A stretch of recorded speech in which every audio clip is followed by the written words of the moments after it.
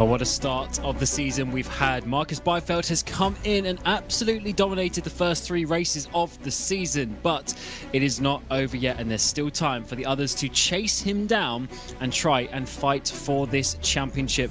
And we come to a very cool venue tonight. It's the Area 81 Speedway race here at Echopark Speedway in Atlanta, Georgia. And it's going to be a whole load of fun with the absolutely huge banking around here. It's going to be a whole load of drafting and a lot of sort of playing with positions and trying to get your teammates to help you along the way. It's myself, Cam Roger, Lewis McGlade alongside me, and Hugo Louise on the production of this RaceSpotTV broadcast as we bring you round 4 of the Bohlin Svenska Eracingligan's Oval Series for 2026. And it's this man, the 105, Marcus Byfeld, leading the way. We started in January in Nashville, then we went to Auto Club Richmond. Tonight at Echopark, we have half the season still to go. We've got New Hampshire, Kansas, Bristol, Talladega, and of course the crowning of the champion at Homestead, Miami in May. So we still got a good couple of months left. Here's how the championship sits. Marcus Byfeld is leading by 47 points. Bear in mind, it's 50 for a race win, so he's almost got a whole race win ahead of Linus Broström in second place. We have Jonas Gunnarsson, Marcus Hogman, and Peter Helmbro rounding out the top 5, but as ever, it's fairly close in the positions in behind, as every position is worth a single point. So the table will stay pretty close, but that is just showing how Marcus is getting ahead. As ever, we have the stage tonight. It's 145 laps, but stage at lap 60, where the drivers will be looking to get those extra 10 points for winning the stage, and they could be oh so important. There's no playoffs or anything, so those go straight to your total. And that is going to be a whole load of important points later on in the season. A couple of minutes left in qualifying, Lewis. We're looking to see Marcus Byfeld potentially dominate in qualifying, but a track like this is a little bit harder to get a big advantage. Yeah, there's the style of racing around here. I think qualifying matters to the same level it does at a super speedway, right? Where it's kind of irrelevant. The race is a very different kettle of fish, where no one's going to be breaking away majorly from any major packs. As long as you've qualified somewhere towards the front, you'll be pretty happy. You don't want to qualify in that mid-pack, because that's the real danger zone, especially around here where we're expecting this race to be a little bit chaotic. Yes, we certainly are. We've had quite a few cautions over the course of the season so far in just the 3 races that we've had. Of course, we have the stage caution that will come out, and then they will need at least another pit stop to get to the end. So if there's a caution in the second stage, that is generally roughly when the pit stop is going to happen. There was a total of 8 cautions last time out at Richmond, which was quite something. To be honest, it seemed to be a pretty stop-start. And then we had 4 cautions and 3 at the previous 2 races of Auto Club and Nashville. So we are increasing as the season goes on. But hopefully that doesn't continue on, although we do have Bristol later on in the season, which is something going to be quite interesting indeed. Jo Bohlin is leading as it stands. Uvenen on the front row. Final minute is coming in. Where is Gunnarsson going to put himself, your champion from a couple of years ago? He's going to put himself on the front row by a thousandth of a second ahead of Uvenen, and here's Linus in the 71. Yeah, I will put a bet out there, Cam, for you. I'll stick a round of golf on it. I bet here we'll have more cautions than Bristol, I'll tell you that right now. Linus Broström then on his qualifying lap up to second position. So we're only a couple of hundredths off of Jo Bohlin. Interesting to see that little bit of a gap from Jo at the front. 20 thousandths of a second is actually quite a lot in this style of racing. Although 3 drivers within 29 thousandths in the first couple of rows before a little bit of a gap back to Peter Helmbro. And in the end, the 105 of Marcus Byfeld was going to be on the 4th row, down in 8th position. So a little bit of a different starting position to where he is. He's often been in the top couple of rows. But anyway, here's the full grid for today's Area 81 Speedway race. It's Jo Bohlin on the pole with Broström alongside him on the front row, Gunnarsson and Uvenen following behind, with Helmbro and Kenneth Tier for Polski Aviation Division rounding out the 3rd row of the grid. Then it's Kjellberg, Byfeld, Schott, Holmer, Hagman and Forsberg inside the front 6 rows. Lars Bulker, Alex Aronson a little bit lower than we would expect him in the 24 machine, Lepit, Motin, Fredrik Ek and Robert Eriksson. The top 18 then Christopher Geros, Bjorn Broström, Fagerberg, Lundberg, Erling, and Skoglund. So 4 drivers at the back of the field there, not setting times and starting from the back of the grid. As you mentioned, 145 laps, stage on lap 60, and fuel is going to be about 55 to 60 laps. So if we stay green a long way, Lewis, we're going to get some fuel saving to try and get to the stage. Or if we get maybe a caution after just a handful of laps, maybe 5 laps, people will come in just to top up the fuel to make sure they can get to the stage. I actually don't think they'll need to necessarily top up if the caution comes out. The caution might just get them over the line to do that 60 laps. Like I say, it's kind of in the mid 50s we're expecting. With such large slipstream around here, realistically it shouldn't be that impossible to stretch the tank to 60. The thing that will counteract you around here is the tyres, particularly that rear tyre. It's going to slide around quite a lot around here from my memories of throwing this car about. Yeah, absolutely. So yeah, we are. For those who don't know, this is not the next gen NASCAR. It's the B class car, now the O'Reilly's Series car, and it moves around a whole lot more. And the drivers have to really control the back end, especially likes of Richmond, where we were a couple of weeks ago, just getting on the throttle out the corners. Of course, this Lewis is a lot more planted in terms of the throttle as a higher speed, but still that rear end is going to be moving around quite a bit, and especially change your lanes if you're trying to duck and dive. It's a difficult car to keep the back end in check. Do you know what? I actually think like places like Richmond, or even if we were going to like Gateway, stuff like that, the thing that makes those circuits, in my opinion, in a sense, with that rear control a little easier than here, is that when you're going to those circuits, because you're slowing down, you're then getting back, you're building that throttle back up. It's kind of a little bit more easy to find that feeling on a consistent basis. Around here, where the average speed is so high and you're planted all the way around, when the rear starts to let go, you kind of can't just lift off a lot. You can't just like let the car settle. You still have to keep it pinned, and that's what makes it so difficult around here. It's going to be one of the major things we're going to talk about all day. Temperature's going to be all over the place. Tyres going to be all over the place. I guarantee, Cam, car's going to be all over the place. That's very true. Sun is setting, so cooler track conditions as the race goes on. Interestingly, Uven and Helbro from your second and third row, they've disappeared. They're not there on the starting grid, so Kenneth Tier has been promoted to basically 4th place on the outside line. Hagman and Aronson also maybe starting from the pit lane. Is that a mistake or is that a choice? We'll have to find out. Formation lap coming to the end. It's Jo Wallen in the 43, going from the pole position, and he is trying to hold back some very fast drivers. The 71 of Linus Broström, he is your reigning champion from season 8. And let's see what is going to happen. The pace truck comes in, and the Area 81 Speedway race is going to get underway already. There's some incidents in the background as we get going to the green flag here at Echopark Speedway. Jo Wallen gets to the green flag and takes us underway. Linus Broström is going to be there in that second position on the outside line. He actually gets a bit of a better run as we work our way into the first corner. He hasn't got a push from behind, but the 49 of Kenneth Tier is his sister teammate and should get some help down the back straight.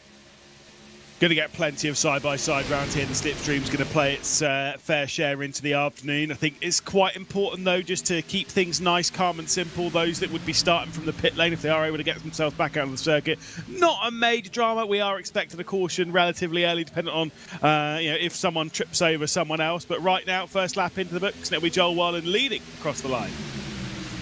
Yes, and I'm just trying to have a look. Yes, it does look like we have Uven and Helmbro, Hagman, Aronson. They're a pack of 4 just off the back. So it does seem like they had to start from pit lane, whether that was by choice or not. We'll have to try and work out later on in the race, but they are a pack that should be able to catch up. It just depends how well all of these cars work together in these opening couple of laps. The high line there, we've already got one of the Street Trends cars working his way forward. That is Marcus Beifeld already, and just shows you how in these style of racing you can really work your way forward. When you have a double line, you can really just jump ahead of some cars. But still, Jo Wallen getting the push from Gunnarsson. Yeah, I mean, it really is 2 lines around here. You do have the space for a third, but you don't really want to try it. 3 around here just doesn't give you that much. You'll see that high line. You watch them through the corner. They kind of move up from about halfway up to going fully up the circuit and then bringing it back down. There we go, up towards the wall. Not quite the Kyle Larson line, but you don't really want to try and push yourself to the outside of that, because I can guarantee the one place you'll be is that barrier. We've seen that before, absolutely. So the top three are looking very strong. And one thing we see with Marcus Byfeld is, as much as he's won 2 of the stages, he's won all of the 3 races so far, he stays very calm in the first part of the stage. He knows the 10 points are coming later on at lap 60. You don't need to win them now. Sit behind, save a bit of fuel, and work out what you're going to do. He's been taking this very this championship very controlled so far, and that is what we'd like to see, is the sun's really in their eyes at moments, and they're going to have to be careful with that one, actually, to keep track of their markers around the track. Good pushing here from the 49 to get Linus Broström across the line to lead a lap. So again, solid, just keeping to the rear end of the car ahead, not bumping and such too hard, not getting too close to the middle of the corner. Of course, these drivers know what they're doing on ovals, but for the uninitiated, the closer you get to the rear of the car ahead of you through the middle of the corner, the more unstable that car is going to be, the more likely it is to turn around, to head up to the barrier, to go for a spin, to cause that caution that we're expecting at the moment, though. 5 laps in, and knock on wood, everything's clean, although if you lot all believe in the commentator's curse, that means we've got a whopper on its way. We did have a great commentator's curse at Phoenix a couple of years ago, where we talked about no cautions, and then as soon as, I think it was Dane on the production at the time, he showed a picture of Barney on the post there holding the flag, and as soon as he showed it on, it went caution. That was perfect timing. But yes, I think these drivers do have control of their vehicles as it stands. So what we've got is we've got the 3 guys on the outside working together: Broström, Tier, Byfeld. On the inside is Bohlin, Gunnarsson, and then Matthias Kjellberg as well, who's currently in this 6th position. We're riding on board with him now as he works his way 3rd place in line. Is that Broström actually dropping down to come on the inside line? No, not quite. So he's going to stay on that outside line. So it's 2 by 2 as we continue on to lap number 8. A bit of a push on the 49, but almost looks like Broström starting to squeeze down a little bit more, trying to come ahead of the bottom line. Gunnarsson on lap 7. What allowed Linus Broström to almost get ahead was Gunnarsson, who's the car directly ahead of Kjellberg, who we're on board with, had quite a moment going into 1. The rear end started to slip out. With that, he dropped off of the 43 and kind of allowed a bit of a gap. The 43 then dropped back onto the nose of Gunnarsson, and with that, it almost allowed Broström to clear the field. But it's kind of at the point where if I'm in Linus Broström's position, I kind of like having the 49 behind at the moment. I wouldn't necessarily want to change that right now. So if I can get to the lead and ahead of the pack, I almost kind of want to get far enough that we can both drop down to the low line. And then, hey, for the championship, it might even leave Marcus Byfeld in a bit of a bad situation on the high line. Absolutely, and the good thing is you got a couple of teammates. Dante Forsberg, actually I say that his teammates, Robert Ericsson's just dropped off into the bottom line. I was going to say he's got 2 teammates on the outside coming up, so they could work together as a 5. But Ericsson's dipped off Forsberg. Forsberg's on his own on that high line, but he's not actually falling back too much, to be honest. There's no major draft, it seems, going on in that regard. He's not completely falling off, but it's getting a little bit more single file. Actually, someone has just jumped up in behind him. I think it was Lars Bulker, actually. Kenneth Tier's teammate just jumped up behind Forsberg on the outside. So we're still trying to make this second line work as Forsberg's all up into the wall there on exit 4. Linus Broström could drop down now. Let's see if he does. Obviously, just going to cut across here on the front stretch into 1 and remain on the 49. But now, Jonas Gunarsson's got straight back onto the rear end of Joel Welland, and the 2 Mustangs at the bottom are going to push themselves a bit further clear. Again, a side by side. No one's holding anyone down to the white line too aggressively. No one's pushing anyone around. It's all pretty calm at the moment. That will be very different towards the end of the stage, of course, towards lap 55 to 60, when that final part of this stage is going to be. Look, I'm expecting people to get a little bit more muscly. You kind of can get away with that in these O'Reillys. I tell you what, Lars Bulker's gained a lot on that outside line. Forsberg and Ericsson, they dropped down, but Bulker's caught right up to them on that outside line. So I think there's definitely something to be had here. And this is the teammate of Kenneth Tier, who's just ahead, or 2 cars ahead as well. So this is actually working out quite nicely, this outside line. But it's certainly, it's the part of the race where they're just being careful on the fuel, they're just being careful on the tyres, they're getting some laps into the race. And it's not often, actually, in the Bohlin Svenska Eracingligan that we actually get this far into a race without a caution. Often in the first 5 laps we get one, but we've gone 13 so far. Oh, yeah, at this rate, Cam, it seems like I might be buying you a round of golf. The bet's not looking so hot right now, but you know what? It's fine. I like seeing this, playing that long game and just letting it roll. The only concern that I have, especially for this outside line for the top two in it, being Kenneth Tier and Linus Broström, is, and same with the bottom two as well, in the 33 and the 43, are they potentially burning a little bit too much fuel? Where if this does go green all the way through this first stage, will they have the ability to get all the way to the stage break? And those behind that are sitting in that slipstream, deep in that slipstream, are able to lift that a little bit more around the circuit, able to kind of be a bit more patient with it, look after the tyres a bit more, look after that fuel consumption a little bit more, and maybe they'll be able to get all the way to the end of this stage with relative ease. That would be the ideal situation, and you are certainly right. The cars on the front technically will be burning a bit more fuel. We'll have to see how that one goes. But the slipstream is important around here, because just as a bit of a note, we had that 4 pack of cars starting from the pit lane. They're still 3 seconds off the next car, but then that's a little 3-way battle. So we got Erling, Lundberg and Skoglund, and they've dropped off by almost 10 seconds off the back of the field. So unless there was any issue that we saw, obviously if you just lose the draft, you can't regain it. So that is very important. Note for later on in the race, if we end up with less and less drivers on the lead lap, getting broken up from a big battle pack could be quite an important factor. But look at this train of cars, double train as we've had from the start here, but it is tailing off a little bit actually from the back. As I mentioned, it's just the top 16 now, with the cars behind all dropping off the draft. Lars Bolker tapped the wall on the exit of 4 on the previous lap, managed to keep himself comfortably clear of it. I think he wouldn't have got any damage from it. It's quite an easy, pretty light brush with the right-hand side of his Camaro, but I mean, that's easily done. Maybe being a little bit more cautious from the wall from now on. Doesn't need to get that aggressive to it. Kind of remind me a little bit with that tap that he had in the wall was, go racing at like Fontana or Michigan in the, it's fair in any car. But I distinctly remember it in the Indy cars. Turn 4, the wall in the exit of 4 comes at you fast. And it seemed a little bit like that with Lars Bolker. And get away with it now. You do not want to be doing that with 10 laps to go in this race. Yeah, no, exactly what you mean is, the 43 came a little bit up there. We're getting a little bit wiggly left and right. We're not very straight in these battle packs at the moment. But that is certainly a very big factor, Lewis, actually. Especially as the tyres wear a bit more, just naturally understeer, you'll go a little bit further wide, and you've got to be careful not to tap the barrier, because especially if you're in the front couple of cars, we haven't got a 40 car pack, but there's enough cars coming in behind that if you have a spin, you are being collected, and that could be the end of your day. Oh, as Gunnarsson looks to the inside once again, your Bohlin coming off the corner a little bit on turn 1. Caution's on its way, double or nothing, 5 laps, it'll be happening. I mean, I'm not going to lie, this is starting to look a little bit sketchy, especially on that low line. Jonas Gunnarsson trying to look to the inside a couple of times on Joel Bohlin, and has almost tried to slot the gap to make it 3 wide, but it's not quite happened. You can see here even onto the front stretch, slightly different line. It just means I actually don't necessarily like that from Jonas Gunnarsson, in a sense of, I think it's just you're giving it such a sharp turn in.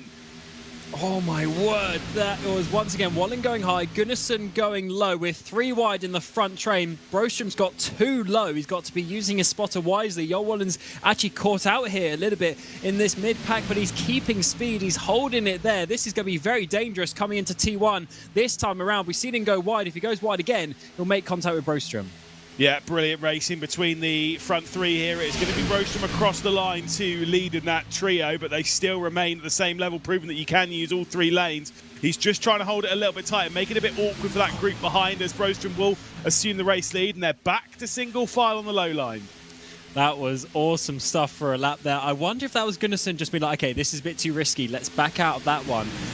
Because, to be honest, he wasn't gaining anything. He might as well sit there in this formation that we've had. But look at the sun that is in their eyes right now. They can't see the apron. And by the way, that apron line, the red and white line, is out of bounds. In qualifying, we saw them going to the inside. That was allowed. But in the race, you're not allowed to do it, apart from on the very final lap off the exit of turn 4 in that run to the line. But in general racing, you can't go there. And with the sun that's coming in their eyes, that could be quite difficult. Hopefully no one cops a penalty for something silly like that. Yeah, it's like you say, it is super hard to spot. You've got to remember, even from that camera angle that we were looking at, you're still looking down at the racetrack from inside the car. It's that horizontal look, and you're basically being completely blinded, and you're praying for a little bit of extra cloud coverage and for the sun to disappear behind the stadium on the back end, going into 1 and 2. That's just how it is. We've all driven with the sun going off down on the horizon. It is brutal on iRacing. Absolutely. I like to call it I can't see o'clock because it literally is driving into a wall, and you're just hoping that your line is good. These drivers all do to be honest, a decent amount of practice. We have a practice race for everyone on Monday nights. Everyone is driving the same setup as well, so it's very chill in this community, just show up and drive. But they do still put some effort into it, so they'll have the muscle memory of where the corner is. But still, if you can't see anything, if your brain has no subconscious reference points, it's still very difficult to choose your line. But it's working out well nicely for these guys so far. Lap 24. No cautions, green flag from the start. We've still got a 4-car pack on that outside pushing forward, and it's getting a bit wavy in behind. So I wonder if everyone's trying to move up to that high line. We've seen some movements, but no big train in the end. Starting to see a slightly tighter entrance into one coming from Joe Bohlin, and that's more to make sure that Jonas Gunnarsson is staying behind going into turn 1. Doesn't want to risk another 3 wide maneuver going through that end of the corner, because it's where it gets a little bit risky. And the thing is, by holding that tighter line, you start working those tyres a little bit more. You start putting that more, work temperature through them. You're adding that extra wear. That problem's going to get worse and worse and worse as the stint goes on. That's kind of why I was a little concerned by Jonas Gunnarsson trying that, because it's that tighter entrance. You're asking quite a lot from the tyre, especially if you're being a bit snappy on your steering input, where you're actually kind of going to start sliding the rear end around if you're not careful. And trust me, you really don't want to be doing that too much around here. Yeah, definitely not. We've already seen some drivers having some wiggles. There's always that Lars Bulker going up wide, and there's Håkan Schott trying to dive down the inside of him, and I think it's Forsberg's following him through. We're almost 3 wide in the background as well, as there's another car trying to get involved. Nils Brostrom's dropped down to the mid-pack. That is very interesting. He's gone in behind Gunnarsson in front of Kjellberg, and that has left his teammate Kenneth Tier with Marcus Byfeld. That was an interesting choice from Brostrom, because he's just going to go backwards now in that pack, as Byfeld does go past him.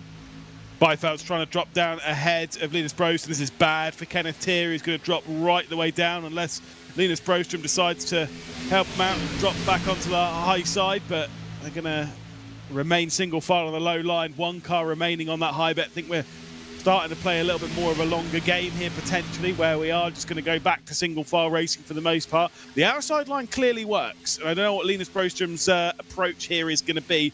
He is going to shoot up to the high side and try and assist. I think it is the safer option, though, because we were getting a little bit wiggly. Is he going to allow the 49, his teammate, in? Yes, he is. So one thing that Brostrom is very smart and plays, as you say, the longer game. But that was I'm not sure if that's the right choice so far. Forsberg's still trying to make that outside line work. He's on his own at the moment, but he's making some moves. He's going past Schott. He's going past Leppit, who we haven't really spoken about all day in that white and green Mustang, about halfway down the low line. But it certainly seems they've decided this is the time. The cars are moving around quite a bit. Let's not go side by side.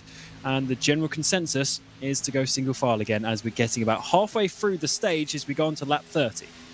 Forsberg, though, is proving the outside line is still capable of moving you through the field bit by bit. Those that have gone single file guarantee your teammates and stuff are in communication as to when they're going to remove themselves from the low line and maybe go on the attack, probably somewhere around lap 50. Maybe a lot of people are looking at the fuel numbers and thinking we're actually getting a little bit tight here to not reaching it to the end of the stage, and thinking let's drop it back single file, save that fuel that we need to save, and then reach the end of this stage and play it that way. That is a good shout, actually, because you mentioned earlier about being at the front of the pack. Brostrom was at the front since literally the start of the race.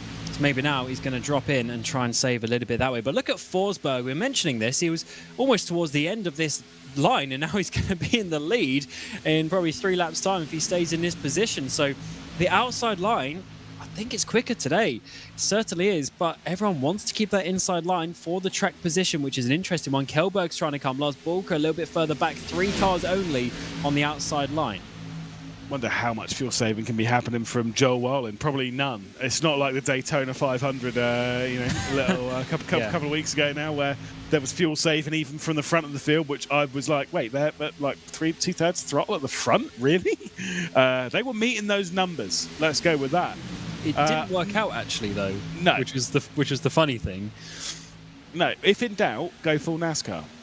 That's no fuel saving, no tyre saving, no other people saving, no nothing. Get out there, go on the attack, go full NASCAR.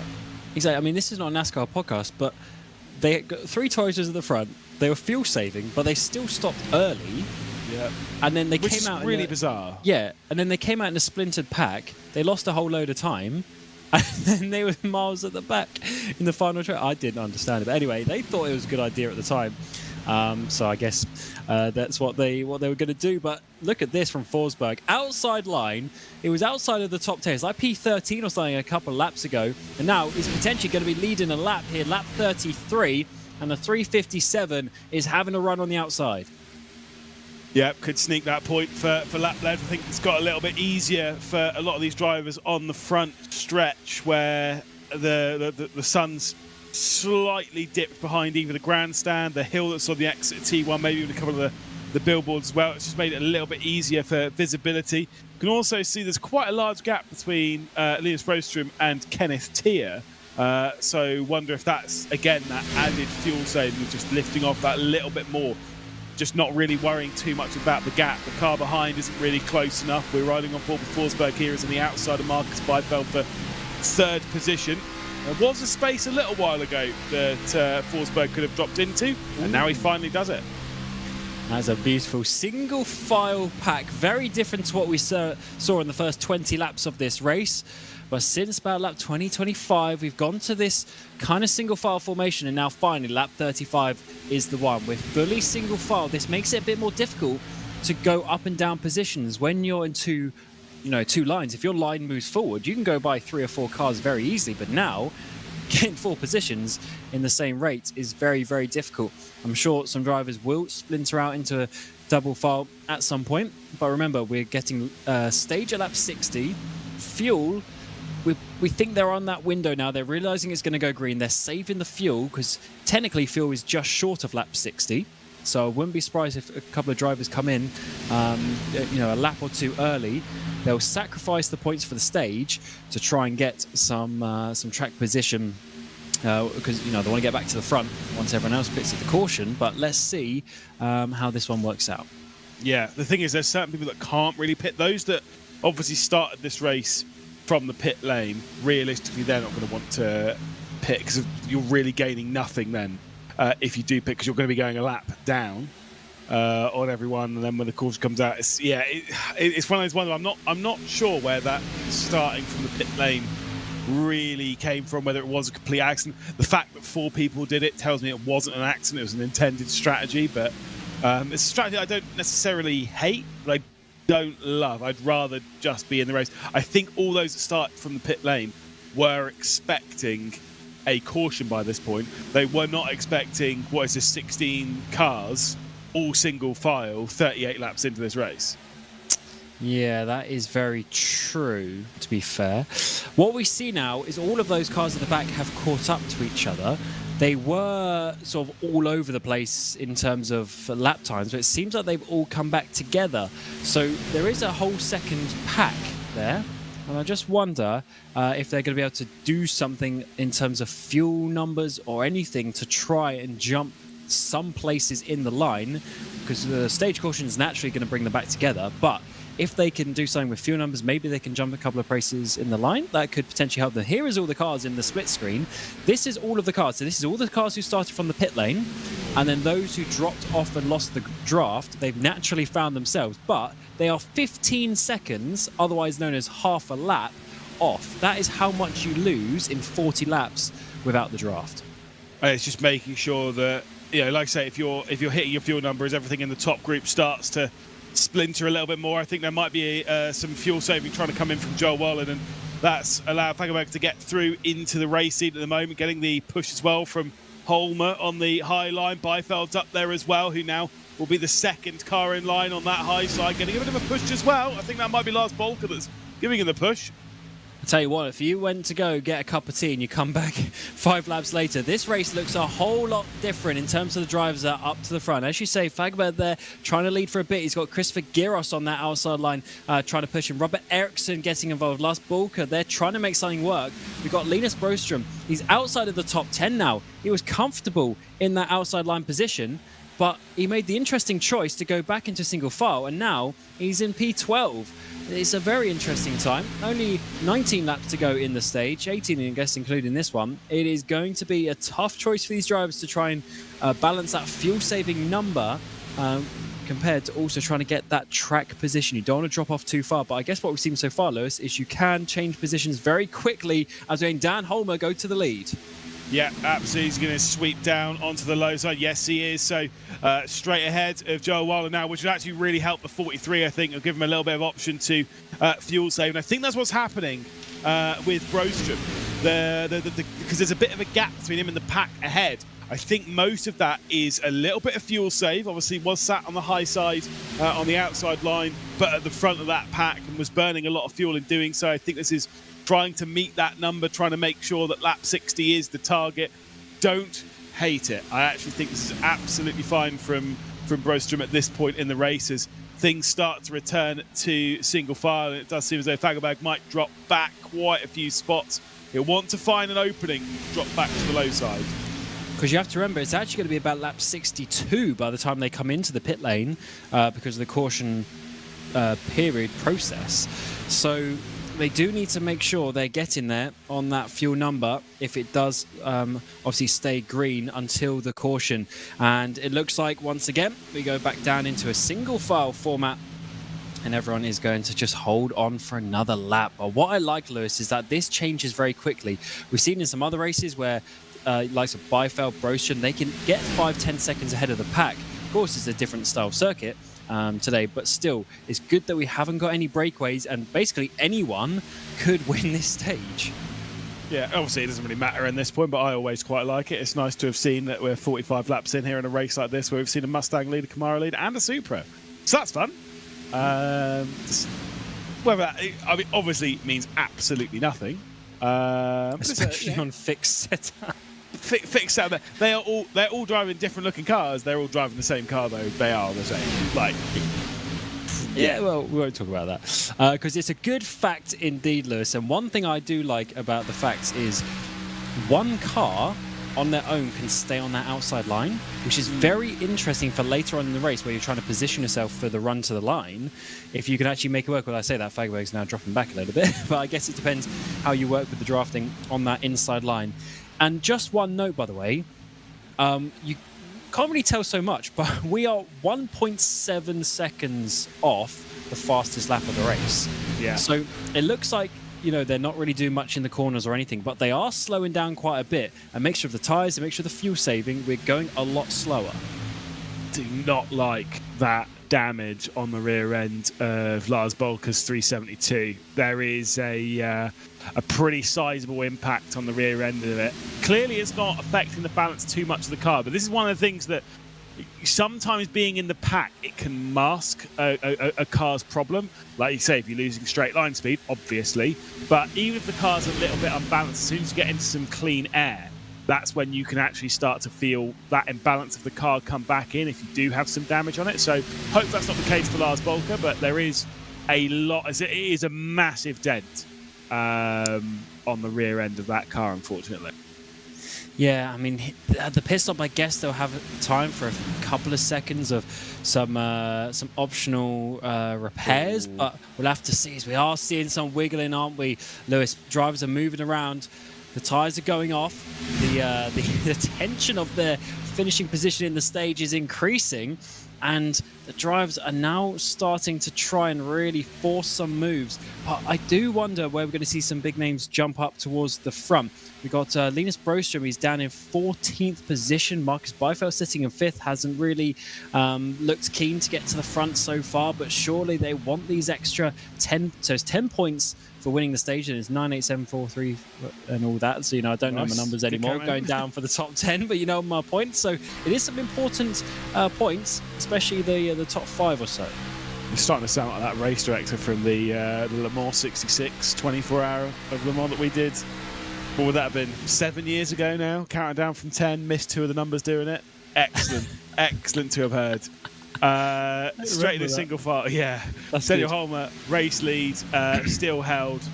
Christopher Garros dropped back into line. I think did sneak a lap lead in all of that. But of course, teammate of Marcus Byfeld drops back into line with 10 to go until the end of the stage. How many laps do you need? The likes of Linus, he's P13. He needs to get some points in this stage. How many laps do you leave it before trying to make your move? Or is he just focused on that fuel number? But I know 10 points is a lot. When you're factoring in that he's also losing points to Marcus again. It's, yeah, it is going to be a very important one, to be honest, for him to get these points. Even with the drop rounds that will take into effect at some point, if Marcus is win, and getting all these points, it's going to be very difficult to overcome if you leave it until the last 3 or 4 races of the season. You want to be getting the points now in this midpoint, so you're maybe 20, 30 points back with a couple of races to go. If you can do as such. Lap 52, Garros still the only car on this outside line in the red 36 machine. He's trying to make it work. He's almost there, but he can't really do much apart from get ahead and then drop down. Do you know, he was actually forced into that. He didn't. I don't think he wanted to go to the high side, but he kind of drifted off the apex at 2. And Joe Wallen went for it, slotted that gap as we'd seen a few times over the race from Jonas Gunnarsson. And with that, was forced into going into the high side and now will potentially drop backwards. Got someone making a lot of progress on the outside. That'll be Hackenschott trying to make that move. We are going to see this high side come in a little bit more. A few other drivers making that move up to it. The thing is, for those like Linus Broström that are a bit further in the pack, maybe the idea is that there's going to be some further drama and all this, but obviously we've got a few coming to pit lane, is it? Or it's just big gaps? Yeah, so there's the top 9 have broken away. Tier, Broström, Fagerberg, they've all dropped off. Eck, Leppit involved. So there's about 5 drivers there. They've completely dropped off this. Are they just lifting off so much maybe now that they can't keep up with the top lot? This is a big change of the race for them, because now the highest that they can get is P10. Only 1 driver is going to get a point in the stage. There's now these 9 drivers going for it. Lap 55 opening here. The Area 81 Speedway race, and we have 9 drivers going for the stage victory. Do they have enough fuel though to get there? I guess with how much they're pushing, they seemingly must have. The speed has actually gone up. So we were doing high 32s, we're now back to mid 32s. So I think this is less fuel saving going on at the front. But do remember, they don't just have to get to the end of the stage. It's not like the end of the race. If you can get it to, lap 145 and then run out over the line, that's all well and good. In this, that's no good. You need to get over the line. You need to get round the circuit. You need to get into pit lane and into your box, and you cannot make a mistake in doing that. It is not easy to hit those numbers. You need a little bit spare in the tank, and maybe that's what those from 10th and back are doing. They're thinking this pack can't possibly get to that lap 60 mark where the end of the stage is. Intriguing times. We've been green from the start. We've seen so many different leaders. Jo Wallen on the inside the 43. He's led most of the race, but he now has all these rivals coming at him. Lap 57 coming up. Is it going to be Holmer? Is it going to be Garros or someone else to make a move? They only have a couple more laps to go. And I wonder, Marcus Byfeld there, he's 3rd on that outside line. Can he try and push his way forward? He's won 2 of the 3 stages so far this season. Kenneth Tier and Linus Broström are now 5, 6, 7 seconds off of this pack. They've dropped right the way off. Clearly want no part of it. A few drivers maybe getting quite close on the fuel, bailing out of it as well. 3 laps left to go of this opening stage, and it's still pretty tight for the race lead where Daniel Holmer is hanging on at the moment. Christopher Garros, who's gained like 16, 17 positions right now. Absolutely mental. But he's worked his way through the field and is up there to at least potentially assist his teammate. What's happening here? Jo Wallen, he's lifting off. He's lifting off. He's out of fuel. On lap 58, he's not going to make it to the stage. One of the orange cars as well come down. That's Dante Forsberg already coming down towards pit road. They couldn't make it work. and they are going to have to pit before the stage. I mean, it's not necessarily the worst thing because they will cycle towards the front when everyone else pits at the stage, but still, that is question marks for these drivers staying out. Do they have enough to do another lap and a half? But will Joe Bohlin get into his box? That's the important bit. Bottom of your screen, we'll see that drama. We're a lap and a half away from the end of the caution. I don't think he's got enough fuel to get to the box because obviously he started from pole position. His pit box is right the way down the end of pit road. Definitely going a lap down here is the 43, if it can even stay in the race. This was such a silly decision. He should have gone in a lap before. If he saw it coming, he should have been looking at his fuel gauge. So it's lap 59, or lap 60, I should say, final lap of the stage. It's Holmer versus Byfeld. I told you Byfeld was coming. He sits in there calmly, saving some fuel, waiting for his time to get to the front, and now this is it. He's flat out down the back straight. It's Marcus Byfeld on the outside. It's Holmer on the inside. Anyone pushing them towards the line. An extra 10 points is up for grabs for whoever gets there first. And it's Byfeld who's won 2 of the 3 so far, but it looks like Dan Holmer might just have enough to hold on. We come across the line, and it is going to be Dan Holmer across the line to take the stage win, and they will have to just get in line, work their way round to the pit lane. The stage will actually come out when 10th position goes across the line, so there's a bit of a wait for it looks like Fagerberg might be the final driver to get a point. We finally get the stage come out, and then everyone can try and dive down the pit lane. Holmer comes in straight away, interestingly enough. He's out. When the others are going around, because they technically have to wait a lap for the pit to open. He's out of fuel. He's out of fuel. The 79. This is what I said. You can't just get to the end of the stage. You have to get to the end of the stage and that little bit more. That car, I believe, is out of fuel as well. Joe Bohlin had a tow on pit lane, and this might have to happen the same way for the 79. I think he's got a little bit more speed coming in, though, so we should be all right. Yeah, he's going to get the end-of-line penalty for that. So he's gained the 10 points, but now he's going to go to the back and be more than 10 positions behind. So I have to do the maths later on. Gunnarsson's also got an end-of-line penalty coming down pit road. So a few drivers. Who else? So we got Kenneth Tier, Bjorn Broster and Frederick Eck. Quite a few drivers are going, they were risking those points, but now it's going to be very interesting with how this goes on. But let's see. Anyway, caution comes out. We'll take a few messages from our partners and we'll be back to unravel all of this.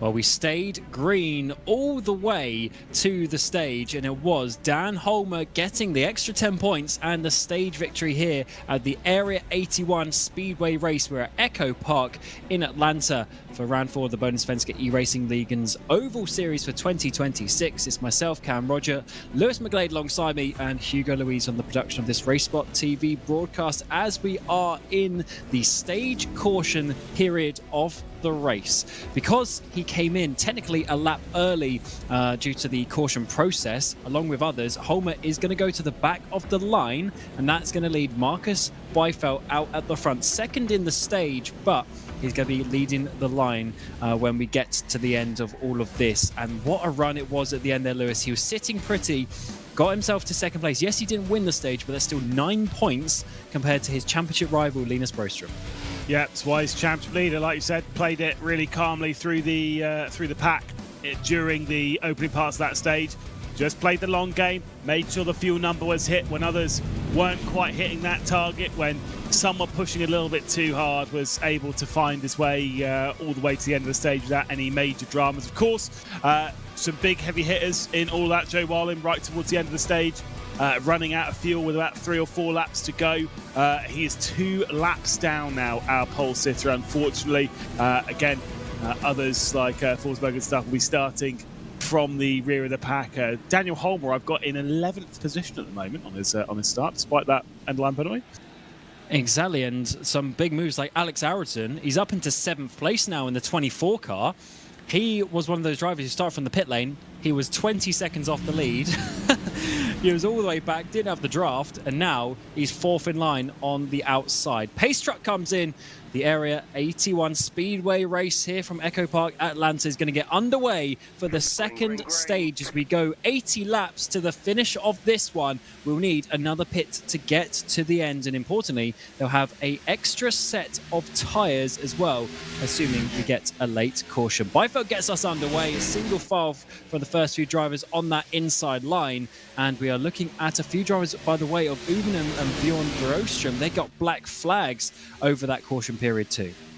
Interestingly, not remaining side by side for as long in this start of effectively the main portion of this race as we had earlier on. Definitely a pit stop in this one, and with that, no one's going to be fuel saving the way we were. This is going to be a much harder run part of the race, where people are going to be trying to push it to the absolute limit. Tyres aren't a major deal around here, so you won't see a major push towards an undercut or say like you would at circuits with a much more abrasive surface, but that means that people are just going to be a bit more out for it early on.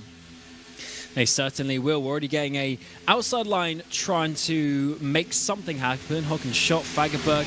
Aronson was there for a minute, then he's dipped down to the low line. It's a very interesting one today. People aren't being so stable in the line that they had. We were for the first 20 laps of the race, but since then it's been single file, double file, drivers moved around, even had single cars on the outside line trying to make it work, as we see a view there of the amazing banking we have here at Echopark. It's 3 cars on that outside line now. Trying to make it work, but are they going to be able to do anything? Broström is the 3rd car in line, try and push his way up from a dismal end to the first stage. But maybe learnings have come from that. You know, it was points were still scored. Unfortunately for him, losing further ground to champions leader Marcus Byfeld. But you know, even with that kind of end of the stage not being what you want, that's fine. Still, you try and play the long game in a different format in this sense, where rather than running for 60 laps effectively from the restart of the race, it's 80. A couple over that, but it's about 80 laps for this final portion of this race. So, they say this is going to unfold a very different way. Not the fuel numbers, which I think was what caused Linus Broström there, along with a couple of others, to lose a bit of ground. This is more like what we're going to see. 2, 3, potentially even the odd glimpse of 4 wide in the front stretch. That was messy. I don't think drivers remembered what a lane is, but they go back down to single file. Broström getting out of that one, so just Håkan shot the 101, who's got left behind on the outside line. But I say that he's actually keeping good work. Again, Giros moving up a little bit, actually, trying to make a second line work. So that was down to Byfeld going a bit wide. Bjorn Broström, he's a lap down coming up. But look at all of these cars. He's going to have to get out of the way because there's a freight train coming past. Don't blame that little jump to the below the double white line, red line, whatever you want to classify it as in this case. Of course, it is out of bounds when it comes to racing. You're not allowed to make a move from below that, even on the front stretch, unless it's on the final run in to the line. But if you're going a lap down, sometimes when you've got this as the pack closing in on you with such speed, it is better just to jump out of the way and find the Alex Spetz line around here and just drop below the white line. Wasn't expecting that. Yes, one thing I was actually seeing quite interesting.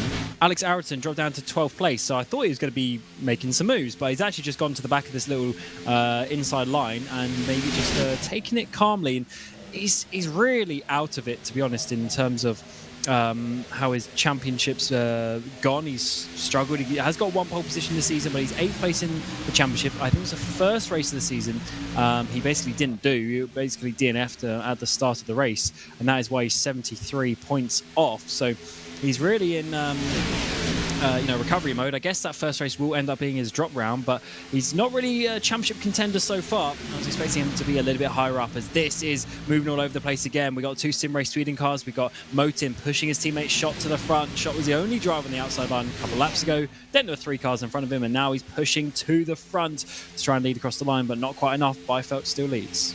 Lars Bohlin was the one there having, again, a bit of a slide. That's in the 372 that we're staring at here. You can see going into one, that car is moving around a touch. Everyone's car's moving around a little bit, but I just focused him a little bit more, just courtesy of that damage on the rear end of the Camaro.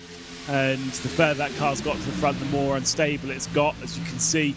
Geros getting a little bit close to that rear end, and maybe that instability coming back in that little bit more. Shot to the outside, potentially trying to sneak his way a couple of more rows through all of this, and could be making it to the race lead very shortly. And this is wonderful racing here. I mean, it's what we expected, to be honest. This track really is one of the best racing tracks there are, and I think that's probably why we've gone green flag, obviously apart from the stage caution. In terms of racing terms, we've gone green flag from the start of this race, almost halfway into, or just over halfway into the race as well. So we are at that point where we are thinking towards the end. 1 pit stop to go. We're still just a little bit early. We're 10 laps early from making it to the end, so they still need to go probably, let's say, 12 or 13 laps before they can definitely pit. But no one's going to go early. They're going to stay out there. They're going to wait and bide their time. So therefore, some fuel saving will still be had for this moment. Yeah, but I don't think that there is much of a benefit in this scenario from pitting early, right? The undercut it's not really going to work around here. You know, when you go racing at somewhere like Richmond and Iowa, somewhere like that, where you're leaning on the tyres quite a lot and you get a lot of drop off over the run. That was Bohlin getting pushed up. Oh my word, he's been loose all day. To be honest, just sort of quietly in the background, but that was a big moment. It's really dropped off the momentum of that outside line. Yeah, as I say, because it's not so abrasive. So obviously at this point in the race, when you're pushing that a little bit harder, you are going to be working those tyres a bit more. But still, fresh tyres aren't going to make an unbelievable difference around here. Yes, they are going to be faster, but I don't think faster than the pack working together, if you know what I mean. I'd rather just stay in that slipstream and just tick off the laps. Yeah, I agree. When it's more of a drafting track and you have the aero push, moving the whole pack forward, it's definitely one where you want to be in the pack. And if you pit, maybe you can entice 1 or 2 guys to come with you early, but you're not getting a group of 5, 6 of you, so or more. Yeah. So that is the main reason. So you come out, in theory, you'll be faster than yourself on old tyres, but you won't be faster than the pack on old tyres. That is the important point, Lewis, as you're mentioning. Yeah, and so that's where you kind of have to have a rough game plan in your head of roughly when you want to stop, but play it as is. Who was that dropping below? I think that's someone going a lap down on the pack. I'm just trying to have a look.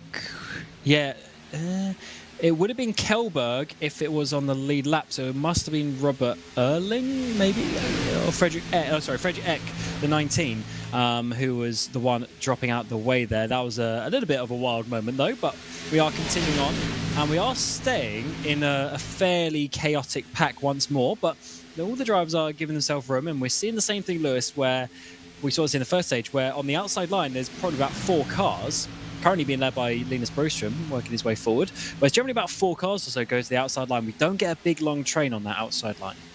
Yeah, it's looking a bit risky out there, isn't it, here at Echopark, where the likelihood of a caution's feeling pretty high right now. It's not like it was in the mid-pack of that opening stage where everyone went back to single file and everything was pretty fine. It feels very much like the early part of that with an added little bit of chaos. The fact is we've got more than 16 cars in this pack as well. It goes a little bit further back. There's more in it. It feels there's a bit more pushing in it, which is what's allowing it to be a bit more raceable. Linus Broström's trying to steal away second position and might try and drop back into line ahead of his teammate as he did give his teammate that chance to do so back in stage one. Certainly, this is turning into a pretty tense race out there at the front. The drivers trying to find their way to the front, but they never stay there for long. So it is one of those things, do you really want to be there? I guess you always want to be higher than lower in the race, but Linus, for instance, he's worked his way forward very nicely indeed. Lap 82 coming his way. It's the two championship rivals, Broström and Byfeld. They're leading the way in the championship. They're leading the way at the front of this race in their respective lines. Just championship-wise, by the way, third place is Jonas Gunnarsson, who is down to P15 after his end-of-line penalty, and then it's Marcus Hagman, who's there just a few cars back, 4 cars back on that outside line. So that's where your championship rivals are sitting. Gunnarsson also was pretty aggressive in that opening stage, wasn't he? In the 33, really trying to force that car to the inside into 1 and 2. Almost had a little bit of contact with the 43. They're out there on the high side, giving a little bit of a push. Linus Broström is 2 laps down on the race lead. It would put it to 1. So could realistically, and I'm not saying going to do this, could realistically do with getting that lap back and then bringing out the caution and maybe stealing the other one back. I'm not saying that's going to happen, but you know, it's NASCAR after all, isn't it? Certainly is. Yeah, I guess being 2 laps down is, yeah, that's going to be difficult because there's 3 cars 1 lap down in terms of getting that lap back. But yeah, that's a shame. I actually momentarily forgot that about Bohlin being those laps down. Such a tough move in terms of the fuel numbers, because everyone else who you know, he should have sacrificed a lap earlier, because then he'll be in a similar situation to Dan Holmer, for instance, and he's P9. So, yeah, he should have bailed, but I guess he wanted to try and hold on to that. He's feeling good. He had the pole position, he had the speed in the car, and he wanted to try and make it work. I think was just in the moment. I mean, look, even some of the very best drivers in sim racing, like yours truly here, well, that's a little bit wide, coming out there from Lars Bolker, run out of fuel in the middle of a stint. Once you're in the middle of it, you're really focused on what's happening. Suddenly the car just cuts out of absolutely nowhere. He was pretty fortuitous that it cut out on the back stretch and was able to get down to the pit lane. Is he going to make it 3 wide through the middle? I don't know the look of this. Oh, this is not good. This is a car 2 laps down, going against the 2 championship rivals at the front. He slid his way past Linus Broström, who's pushing him now in T1. That's not ideal for the 71 machine. And you know, as the rules go in this case, he kind of is allowed to be there, but that is certainly a very tough choice for the 43. He's got the push, though, from the 71 to try and get to the front. The issue is, you also can't just get out of the way, really, either. I guess it might be safer to go to the back of the line. Oh, contact is made. The car going to the inside. That's Lars Bolker. The sister teammate of Linus Broström hits his boss, but are they going to be able to catch it back up? Yes, he is. So we stay under green flag. Yeah, indeed, but unfortunately losing a whole lot of ground. It was just getting a little bit too dicey up here, and now Linus Broström's going to give the slipstream back over to Bohlin and will push his way back to the front of this field. But that was just a little too sketchy, and we were inches away from that being an absolute whopper for the high end of our championship. Like I say, you're absolutely right. Little bit of a moment there on the low side going through the exit of 4 as the banking starts to drop away, and the 372 had quite the moment into the side of the teammate in Broström, and thankfully was able to catch the car without any major dramas outside of that. I mean, it's the Polski aviation division, but unfortunately it didn't go flying, as potentially could have saved it very well, but was wasn't able to obviously keep it on the track, and therefore he's lost a lot of time from that one and has dropped all the way down to 17th place. And the issue is now he's 3 seconds off the next car, so he's going to have no draft, and it's just going to drop further and further back until we get to a potential caution, but we stayed green flag the whole time. We're almost on 90 laps. If Ewan O'Leary was here, he'd be absolutely loving this one because he loves the stats of how long we go green flag, because it's often not very long, but this is definitely one of the longest streaks ever we've had, apart from the one race, I think it was at Auto Club a couple of years ago, where it was 100 and something laps of Auto Club that we went. I'm trying to think of when the last Cup race was. IRL, that was caution free all the way through. O2 Dega, maybe? That's the last one that I could, like, that's as far back as I would know. I mean, there's too many races there. Yeah, right. Yeah. Yeah, there's been since 2002 Dega, and obviously you got to take it up to when the court obviously it is. You're right. I'm a genius. Just a quick little Google. The EA Sports 500 at Talladega Super Speedway on October 6th, 2002, won by Dale Earnhardt Jr. as well. There you go. Obviously, now we have stages and stuff. You can't have a caution-free race because technically they do count, even though they don't count. But they do count. But they don't count.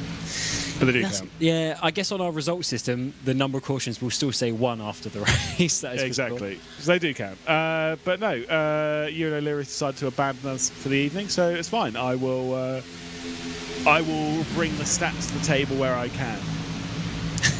Yeah, that's a good one. And also, Ewan does this thing where he says, "Oh, this is our longest green flag run, but stretching it over 2 races, from like including the green flag to the end of the previous race." Yeah, and that's so many kilometres since the last caution. He'll have to catch himself up, obviously, after the results of this race, and I'm certainly excited to see what he can make of that in a couple of weeks' time. If he is watching this, that's a mental thing to say. Just going to say it right now. That's crazy to say. You can't include the last race into that stat. That's crazy. One of his stats that he brings out is that, it's been like 120 kilometres of driving since our last caution, which was on lap like 103 of wherever we were, Auto Club That's or a stat Richmond. I'd bring out, isn't it? Yeah. I actually quite like it, to be fair. It's an oddball one, but we do love a bit of Ewan O'Leary, just not here tonight. Of course, we do go back racing next week for the road course series in the Bohlin Svenska Eracingligan, where Marcus Byfeld is going for the championship in that one, as he is, of course, tonight sitting 3rd place currently on the inside line there, sitting behind Linus Broström, his championship rival. Exactly. Clearly well versed at ovals and a road, been coaxed over to this side. How many drivers do you think regret that? I think Linus regrets it after winning. He won the previous championship back in December for season 8. We go to season 9. He finally convinces Marcus to come across, and then Marcus wins the first 3 races. So Linus probably regretting that choice a bit. But either way, we want the best drivers here. Marcus has been dominant on the road course side, as I was mentioning earlier. He won 3 of the last 4 seasons of the road course series. He's so dominant over there. He's going for the championship again this season. But to have him on the oval stuff, it is a different style of racing, and just showing you that drivers can do both. They can indeed. I have been watching a little bit of James Baldwin giving a few different genres of racing a go, being ovals, dirt, whatnot, and finding out that sometimes the transition from one to the other is not as easy. But as I always say, I'm pretty sure I said it the last time that I was on one of these broadcasts, what makes a driver better, if you're ever struggling to find out where you need to be better as a driver and you don't really know and you don't really want to do coaching stuff, try a different discipline. Go into oval racing if you're only a road course racer. If you're only an oval racer, go into road course racing, because you'll learn more about cars. And that's even switching it up. You drive always rear-wheel drives, go and drive some front-wheel drives. Become a more full driver by learning cars, because there are certain weird things you'll learn in some cars that will apply. And you'll say there's no way that anything you'll ever do in a front-wheel drive will ever fall back into a car like this in a race like this. And I would say, yeah, you're absolutely right. 99% of the things you'll do in front-wheel drive will never teach you. But then you'll learn to deal with a car which has got chronic understeer. And that can help in this. You start to understand how to deal with that. Well, I think just being a more versed driver is better anyway. I mean, we see, for instance, Carl Larson, he's so famous for doing absolutely every different style of race, but even in NASCAR terms, look at Shane Van Gisbergen in the last couple of years. He came in, and on the road course side especially, he's just absolutely destroying them. And then they've realised, oh, we actually need to get a bit better at the road course stuff. And I think it helps everyone improve. It makes you realise that some people say, oh, that makes NASCAR drivers look less bad, but then he struggles on the ovals. It's two completely different styles, and I think it is cool. And you are a better driver if you're better at different disciplines, whether you use them every day or not, or the skills are transferable. It still just shows that you're able to adapt to whatever comes with you, and especially for Marcus, that is good. I mean, Linus Broström, he's a reigning champion in the Oval Series, but in the road course, he really struggles. He is doing pretty well. He's inside the top 10 in the championship, but getting inside the top 10 is his goal, not winning the race like here in the Oval Series. I mean, Shane did finish 6th rounder. You weren't watching because you were a little bit distracted, but he did finish in 6th position around here. It was actually a really interesting race. But yeah, right now, like I say, that's it. Different distance. That's where you change your goal depending on when you're in an oval race and when you're in a road, oval series, road series. You change your goal, you change your approach, but you still learn all the same. Especially, it's really handy in this where you're basically driving against pretty much the same field in both. Couple of slides coming in, and the awkward factor of the two cars at the front of this pack and not battling for positions in this pack. It's awkward. Yes, that is tough one. So just to remind you, if you haven't been keeping up to date for the last few laps, the two cars at the front, so Uven on the outside and Bohlin on the inside. So it's the black and red car and the blue and red car. Then we've got Bjorn Broström, actually another lap car just up ahead. Those three cars at the front are all laps down. Your actual leader really is Linus Broström, and he's got Marcus Byfeld pushing him, and in the yellow Street Trends car in behind. Then we've got Hagman as well. So loads of drivers up there in the championship. This is really great to see. We're just missing really Jonas Gunnarsson. He's P13. He's only 2 seconds away, but he's P13, such is the number of cars we get on an oval race. We've been going green flags since the start of this race, and since the caution, we are now on to lap 40 of the stint for a lot of these drivers. So we are getting there within, let's say, 15 to 20 laps before the next pit stop. Yeah, absolutely. Yeah, I'd say realistically, potentially within 10 laps, we'll be heading down onto pit road once more. Questions for all the drivers is what to do on the tyres. How are your tyres feeling? I think if you're doing this, you're leaving the pit stop as late as possible. You're putting what fuel you need into the car, and you're taking two tyres. You're just taking those right side tyres and sending it back out on the circuit, just trying to hold that track position and maybe on the right side of the brake. Because if enough people do that, and then whoever takes four, they could be basically out of it. Yes, so there's 7-ish seconds faster stop if you only take two tyres. So if we do get green flag stops, that's 7 seconds. That's a lot. And if you do that with a couple of other drivers and you can come out together, you might be able to hold on to that 7 seconds. If it's on your own, then to be honest, the freight train will catch you if the stint is long enough to the end. So that is a good point. A tough choice between 2 and 4, but on a green flag stop is very, very important. As we're on board with Christopher Geros here in the 36, currently in 5th position. He's behind the blue machine of Marcus Hagman, getting the run down the front straight as we go on to another lap. 40 laps remaining here at Echopark.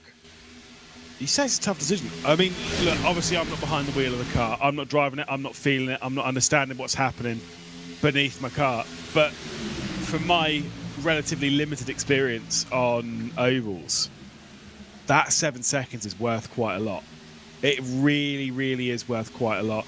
A little bit of a brush with the barrier from one of the back markers on the high side. It was not even one of the back markers, actually. That would have been Dante Forsberg, who was the one who brushed the barrier on the exit of 4. Nothing major, just a little bit of a grace, a gentle kiss, but nothing major. It's a tough track out there. I think that's what we've seen tonight. It's so difficult for these drivers. It must be so frustrating to have these back marker cars in front of them, and as we're getting into the wall again, they need to be careful. Because also Uvenen, by the way, he's on 10 lap shorter stint than these drivers. So he's going to be going longer. He's not going to be coming in early. Bohlin is actually a longer stint because he was the first one to come in. So he, although I guess he had time down pit road though, so he may be out there about the same time. But there's an option he might pit earlier, but you know, they're just going to keep going and wait for the perfect time to make the move. Broström having a small wiggle off 4 there. Makes Byfeld just move to the inside to open that one up, but not quite enough. The sun is definitely set by this point, Lewis, though, so track temps cooling, and that might help the tyres, as you're saying. Yeah, and they are cooling every single second. This temperature is going to be dropping on the track, not by much, but just slowly creeping its way down.